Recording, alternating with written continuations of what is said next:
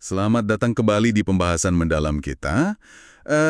Kali ini kita mau kupas satu arsip lagi nih dari buku The Art of Seduction.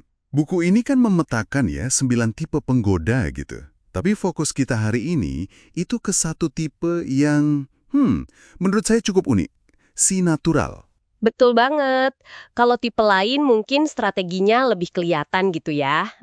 Si natural ini justru memikatnya lewat kesan yang spontan, terbuka, malah kadang kayak anak kecil. Nah, kualitas ini tuh punya daya tarik sendiri. Kita bakal coba bedah nih, kenapa sih kok kepolosan yang tampak ini bisa sekuat itu efeknya? Oke, menarik nih. Ayo kita gali lebih dalam.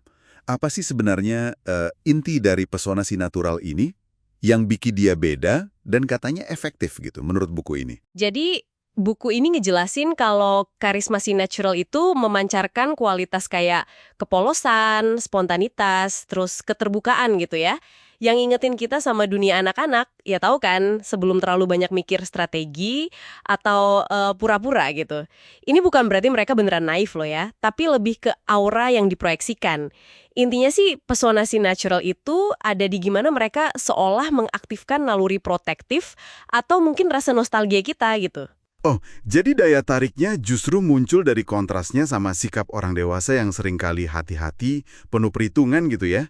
Orang jadi kayak, kangen sama kejujuran yang tanpa filter itu. Yang dianalisis di buku itu bisa banget ngebangkitkan simpati. Kelemahan yang kelihatan kayak anak kecil yang butuh dilindungi kan, itu justru bisa bikin pertahanan orang lain luluh gitu. Mereka jadi ngerasa lebih aman, nggak ngerasa kayak lagi dimanipulasi atau gimana. Keterbukaan yang tampak itu, wah jadi senjata ampuh sih di dunia yang sering nuntut kita pakai topeng. Tadi kan disebut soal kualitas kekanak-kanakan yang bisa melucuti pertahanan ya.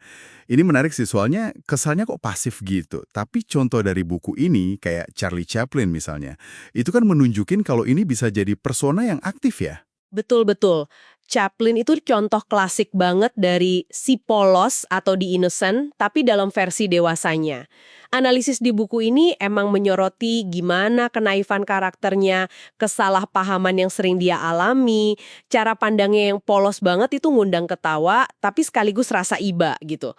Chaplin kan sengaja bikin figurnya kelihatan kecil, rapuh, seolah baru pertama kali lihat dunia. Itu yang bikin unik.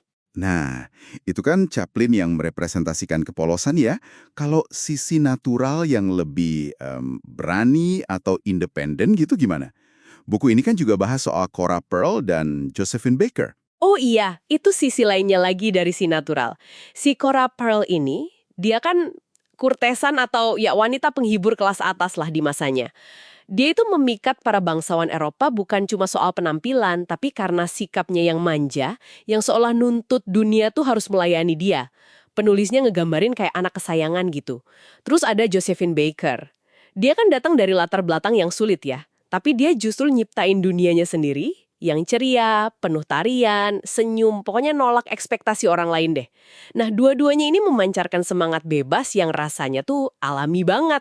Dan ya, sangat menawan gitu. Hmm, berarti kuncinya bukan soal benar-benar jadi anak kecil atau bertingkah kayak anak kecil ya, tapi lebih ke kemampuan menyalurkan esensi sifat-sifat itu.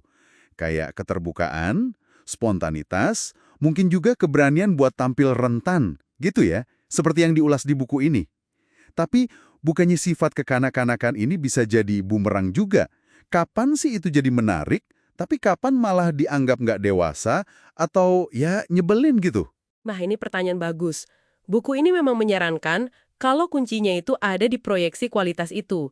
Bukan berarti kehilangan kedewasaan sepenuhnya.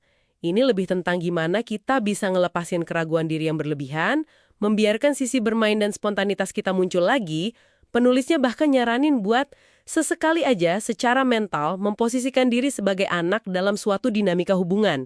Tujuannya ya buat memancarkan pesona ini, artinya membiarkan diri kita tampil lebih bebas, kurang defensif, tanpa terlalu takut dihakimi. Tapi ya tentu ada batasnya. Kalau berlebihan atau nggak pas sama konteksnya, ya bisa jadi nggak menarik. Keseimbangan sama kesadaran situasi itu tetap penting banget sih. Oke. Jadi si natural ini memikat karena dia kayak nyentuh sesuatu yang mungkin kita semua rindukan ya. Kepolosan, spontanitas, rasa asli gitu di tengah dunia yang seringkali kompleks ini.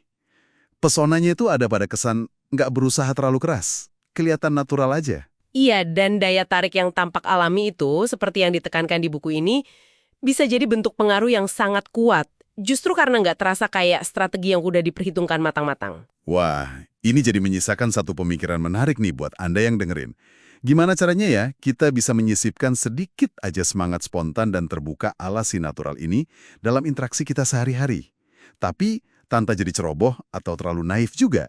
Di mana sih garis tipis antara pesona otentik yang memikat sama, katakanlah, taktik yang disadari? Sesuatu buat direnungkan lebih lanjut nih.